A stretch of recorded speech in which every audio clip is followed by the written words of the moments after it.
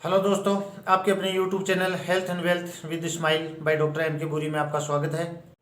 आज हम बात करेंगे ऐसी अक्सर होने वाली भूलें जिनसे हमें आर्थिक और शारीरिक दोनों नुकसान होते हैं। जाने अनजाने में कुछ लोग दांतों की जो सफाई, जो देखभाल है, टीथ सेफ्टी है, उसके लिए ऐसी चीज़ों का इस्तेमाल कर लेते हैं जिनसे उन्हें बहुत अधिक आर्थिक और मानसिक दोनों पीड़ाओं से गुजरना पड़ता है।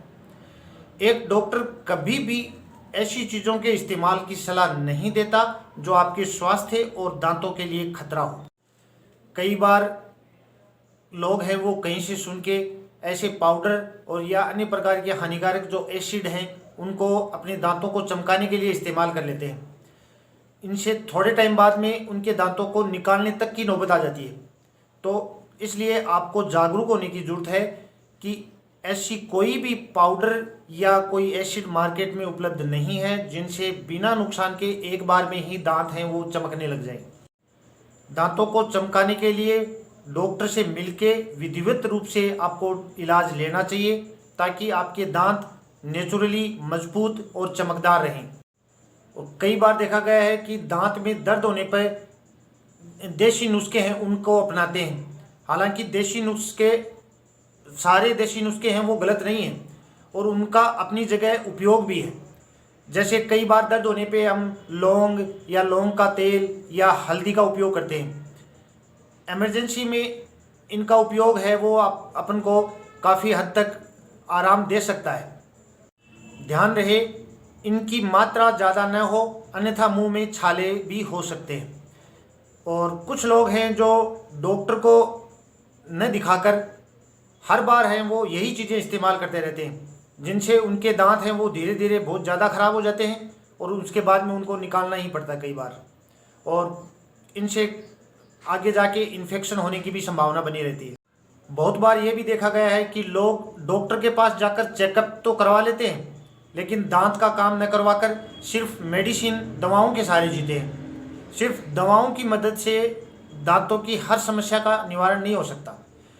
हालांकि कुछ टाइम हमें रिलीफ मिल सकता है, इसलिए पर्टिकुलर दांत जिसमें हमें दर्द था उसका विधिवत रूप से ट्रीटमेंट करवाना चाहिए ताकि बार बार मेडिसिन लेकर हम हमारे स्वास्थ्य के प्रति खिलवाड़ ना करें।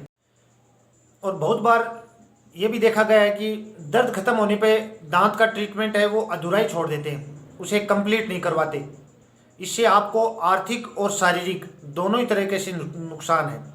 इसलिए जब भी ट्रीटमेंट लो तो हमेशा ये तय कर लो अपने आप से कि ट्रीटमेंट कंप्लीट होने तक डॉक्टर की हर विजिट और इंस्ट्रक्शंस का पालन करूँगा।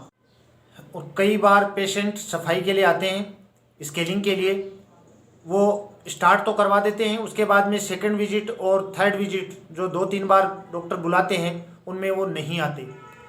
इसलिए आपको ये मालूम होना चाहिए कि कुछ पेशेंट में दांतों की सफाई है वो एक बार में कंप्लीट नहीं होती, इसलिए डॉक्टर आपको 2 या 3 बार बुलाते हैं। ऐसी कंडीशन में आपका अधूरा ट्रीटमेंट है वो सिर्फ और सिर्फ आपका नुकसान है।